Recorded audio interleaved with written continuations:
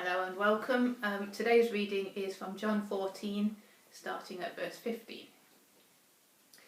If you love me, you will keep my commandments, and I will ask the Father, and he will give you another helper to be with you forever, even the Spirit of truth, whom the world cannot receive, because it neither sees him nor knows him.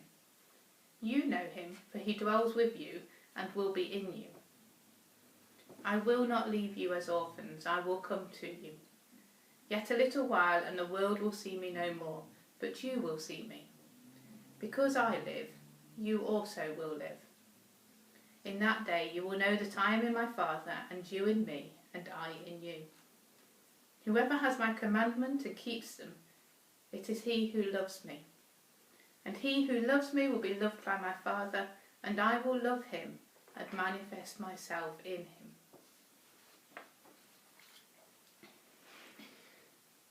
I have a book and it's called Finding Jesus. Now this book isn't quite as deep and profound as it perhaps sounds.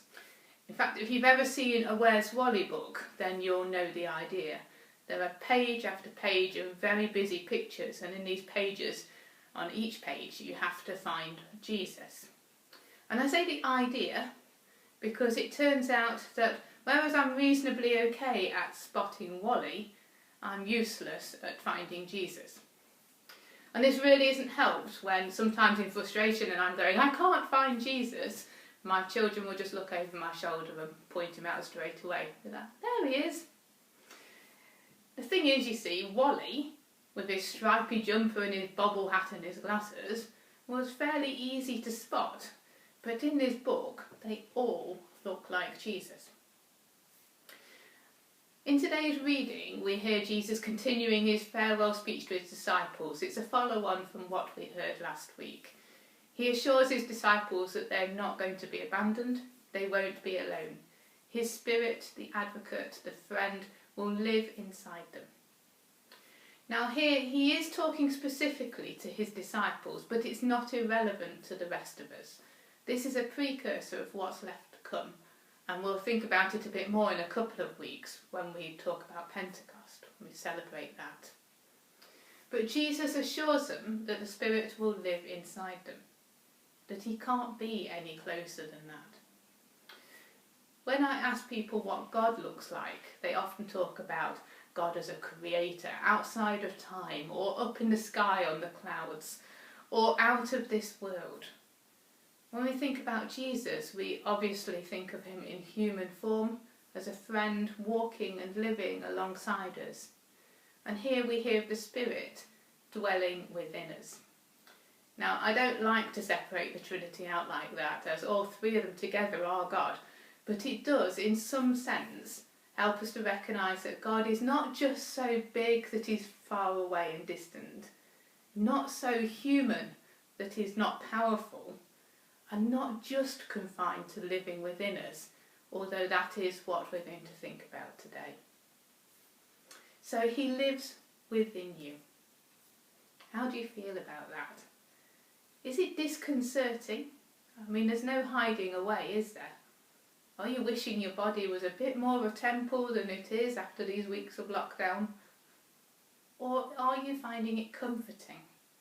That knowledge that being within you means he knows your thoughts, your feelings, and you're not alone. Does it change how you view others? Because he lives in them too. Those other people, even the ones we find irritating, are not just loved by God, but he lives within them. Sometimes, let's be honest, he's well hidden, isn't he? We struggle to see him. We all have those people that we find him more difficult to see him in. And it's nearly always down to our own prejudice. Nadia Bolz-Weber is a Christian writer, she's a speaker, but she's also was the leader of a church called House for All Saints and Sinners. It's in America. It was a small church, grown from people that we would say were on the edge of church and society. People that often aren't or don't feel accepted by the mainstream church. So in this church there were, addicts, sex criminals, lesbian, gay, transgender people, and others that felt the same way. It was a church built on hospitality and acceptance, but also some very straight talking. Nadia tells of how after an interview, her church began to grow. People became interested and they started to come and have a look. But the new people who were coming were middle-class business people, or people she described as soccer mums. And she really struggled with this, because she was supposed to be leading this radical church for people on the edge, and then all these other people arrived.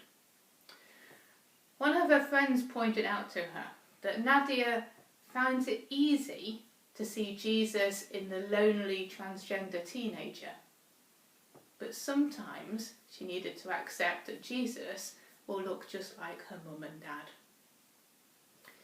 We all have people that we find it more difficult to see him in, but it's nearly always down to our own prejudice.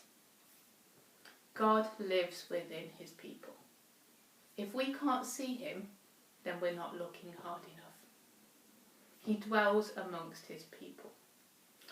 So this week, I want to tell you to stay alert, but Boris has pinched my line. So this week, let us recognise that he lives within you. You are not alone. And then look out for him in other people. And you know what, that Finding Jesus book that I've got, maybe it is more profound than it was intended to be. Because maybe we do all look like Jesus. Maybe he is everywhere we look.